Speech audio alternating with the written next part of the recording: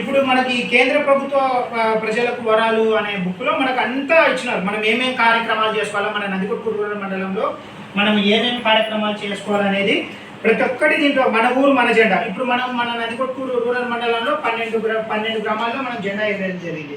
దాదాపు అందరికీ దాంట్లో ఉన్నటువంటి ఎవరెవరు జెండాకు మనకు జెండాకు ఎవరు సంరక్షకులుగా జరిగింది. మనం 10 బొల్లవరంలో అనసూయమ్మ, దామగడ్డలో సుదర్శనమయ్య, బ్రాహ్మణకొట్కూరుకు అన్న జనార్దన్ రెడ్డి అన్న, వడ్డమాన్కు నవీను, మల్యాలకు కాంతయ్య, శాతనకోటకు దామోదర్ రెడ్డి అన్న, తర్వాత జంగంపాడుకు భాస్కర్ రెడ్డి గారు, తర్వాత కులబాపురంకు సుభాషిణి, బిజినవేములకు అన్న శ్రీనివాసులు అన్న, తర్వాత మోహన్ బాబు అన్న, తర్వాత నాగటూరు సునీత, తర్వాత కొనిదాల వెంకటేశ్వర్లు గారు, చెల్లా వెంకటరెడ్డి గారు, తర్వాత కోనేటమ్మపల్లి హర్షవర్ధన్ రెడ్డి.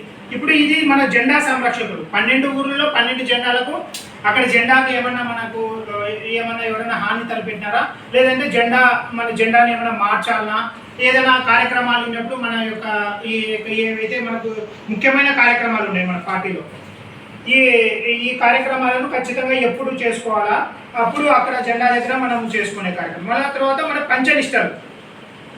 ఈ పార్టీ యొక్క పంచనిష్టలు జాతీయవాదం మరియు జాతీయ సమైక్యత, ప్రజాస్వామ్యము, సామాజిక మరియు ఆర్థిక అంశాలపై గాంధేయవాద దృక్పథము, తర్వాత సర్వమత సమభావము, తర్వాత విలువడితో కూడిన రాజకీయాలు.